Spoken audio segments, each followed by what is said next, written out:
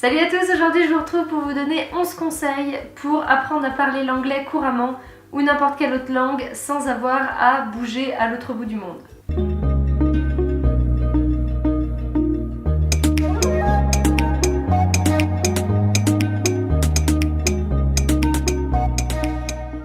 La première chose, c'est d'accueillir des étrangers chez vous.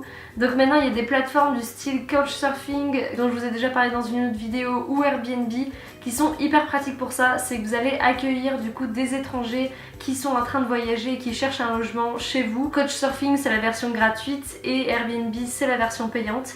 Donc ça, c'est vraiment un super moyen pour échanger avec des gens qui viennent du monde entier sans avoir à bouger de chez soi et pour pouvoir pratiquer la langue. Si vous avez la chance de tomber sur des gens ouverts en plus, vous pouvez potentiellement leur proposer de leur faire visiter les environs. Comme ça, vous pourrez parler avec eux encore toute la journée et ça vous fera encore plus progresser. Mon deuxième conseil, c'est s'inscrire sur une plateforme du type meetup.com qui vous permet en fait de rejoindre des groupes qui ont les mêmes intérêts. Et très souvent, il y a des groupes du coup qui sont des groupes internationaux qui sont intéressés par les langues ou ce genre de choses et qui créent du coup des rencontres régulièrement. Allez à ces rencontres et rencontrer toutes ces personnes qui sont intéressées par les mêmes choses que vous, et souvent il y a des étrangers dedans, donc pour pouvoir pratiquer et échanger, c'est hyper intéressant. L'autre possibilité, c'est de trouver les groupes Facebook internationaux qui sont autour de chez vous et d'aller aux rencontres et aux événements organisés par ce groupe-là pour pouvoir rencontrer du coup des étrangers ou des Français intéressés par la même chose et du coup avec qui vous pourrez potentiellement pratiquer. Et pourquoi pas contacter individuellement les gens, histoire de leur proposer pareil, de leur faire visiter les alentours si c'est des étrangers ou ce genre de choses là. Évidemment, il faut le faire dans les règles de l'art. Si vous êtes un mec et que vous allez contacter toutes les filles avec des messages un peu étranges, ça va pas marcher, mais ça peut être une bonne solution pour vous trouver un copain étranger dans les alentours et pratiquer la langue. Et pour les étudiants aussi intéressés par ça, ou d'autres personnes d'ailleurs, il y a aussi les groupes Erasmus qui sont très bien. Vous vous incrustez dans les groupes Erasmus de votre ville et vous pouvez aller à leur rencontre pendant les soirées, dans les bars où ils vont et tout ça. C'est un très bon moyen d'aller trouver des étrangers aussi. Une autre astuce, c'est de faire des activités qui viennent d'ailleurs, parce que c'est là où vous allez avoir pas mal de chances de trouver des gens étrangers aussi, du type yoga ou du type les bars à salsa ou d'aller dans les pubs irlandais.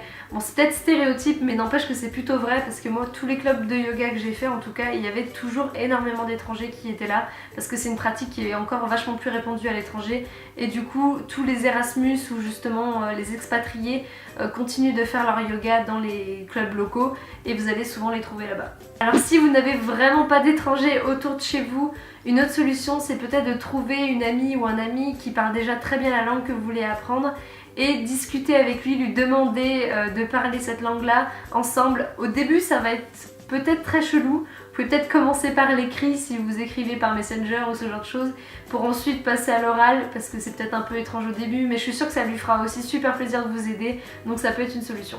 Je sais que j'ai fait ça avec une amie pendant 1 an, on s'est parlé en anglais par Messenger. On l'a pas fait à l'oral, mais déjà à l'écrit, ça pouvait être un petit plus pour elle, pour apprendre un petit peu plus vite et pour pratiquer un petit peu plus surtout. Alors si vous n'avez pas non plus d'amis qui parlent une langue étrangère, une autre solution, c'est de vous trouver un correspondant sur internet. Il y a des sites qui sont spécialisés là-dedans. Il y en a un que j'ai vu revenir plusieurs fois qui s'appelle Tandim. Je vous mettrai le lien en barre d'infos pour vous envoyer sur la page. Donc ça peut être une super bonne solution pour trouver quelqu'un avec qui correspondre, et c'est un peu encore une solution gagnant-gagnant. Eux ils pratiquent votre langue et vous pratiquez la leur. Ou si vous n'avez vraiment pas envie d'avoir d'interaction sociale avec qui que ce soit, vous pouvez mettre tous vos téléphones, vos ordis, tous les logiciels que vous avez en anglais. Ça va vous forcer à apprendre des mots en plus qui sortent souvent un peu de l'ordinaire. Vous allez peut-être galérer un petit peu au début, mais après ça va vite rentrer et vous allez apprendre plein de nouveaux vocabulaires grâce à ça. Vous avez la possibilité de pratiquer sur des applications qui sont maintenant super bien faites, hyper interactives et tout ça. Je sais qu'il y en a une qui revient très souvent, c'est Duolingo. Je vous mettrai encore une fois le lien en barre d'infos, et je vous en mettrai d'autres que j'ai trouvées sur internet qui étaient vachement recommandées. Je pense que c'est très bien pour le début en tout cas, parce que c'est gratuit, parce que c'est interactif, mais je pense qu'on fait vite le tour de ça, donc après il va falloir passer à l'étape supérieure. L'étape supérieure, ça peut être de lire des romans que vous avez déjà lus ou dont vous connaissez déjà l'histoire en anglais. Typiquement Harry Potter, Le Seigneur des Anneaux ou ce genre de choses, pour pouvoir pratiquer un peu plus le vocabulaire et noter les mots sur lesquels vous bloquez pour aller les chercher après. Les cherchez pas tout de suite, parce qu'il faut pas que la lecture devienne une corvée et que vous ayez juste absolument pas envie de lire. Quand vous comprenez pas, juste continuez à lire et puis vous chercherez plus tard et vous apprendrez ce vocabulaire-là plus tard. C'est un peu le même conseil aussi, c'est avec les séries télé. Donc c'est de les regarder en anglais, sous-titré anglais, pas français, parce que sous-titré français c'est déjà pas mal, vous habituez votre oreille à l'anglais et tout ça, mais vous allez quand même vous concentrer sur les sous-titres, vous n'allez pas apprendre l'anglais, j'en suis pratiquement sûre. Donc mettre les sous-titres en anglais et encore une fois noter les mots que vous comprenez pas pour les chercher plus tard, mais bloquez pas dessus tout de suite. Mais je sais que sur les télés en tout cas je pense pas qu'il y ait l'option de mettre les sous-titres en anglais. Donc déjà mettez vos sous-titres en français sur les télés, ça vous habituera un petit peu l'oreille à l'anglais. Vous pouvez évidemment faire pareil aussi avec des vidéos YouTube, avec des podcasts. C'est très bien je pense ces vidéos YouTube et tout ça parce que vous allez apprendre aussi des expressions qui sont très utilisées en ce moment. C'est peut-être le vocabulaire qui vous intéresse aussi sur des sujets qui vous intéressent, donc ça peut être une bonne option. La dernière solution, mais c'est un peu aussi la plus évidente, c'est de vous inscrire dans un club et d'aller à des conversations chaque semaine où vous allez devoir préparer un sujet, du vocabulaire pour ensuite le discuter. Je pense que c'est une méthode très bien, je sais que c'est ce que ma mère fait et elle aime beaucoup ça. Après c'est payant et c'est pas donné en général, donc il y a une autre solution, c'est de faire ça sur internet avec ce qu'on appelle les MOOC. Encore une fois je vous en mettrai dans la barre d'infos, ça peut vous servir et ceux-là sont gratuits, donc pourquoi pas creuser là-dessus. Donc voilà, j'espère que toutes ces astuces vous seront utiles. Maintenant vous allez pouvoir pratiquer l'anglais depuis chez vous, donc plus d'excuses pour vous améliorer.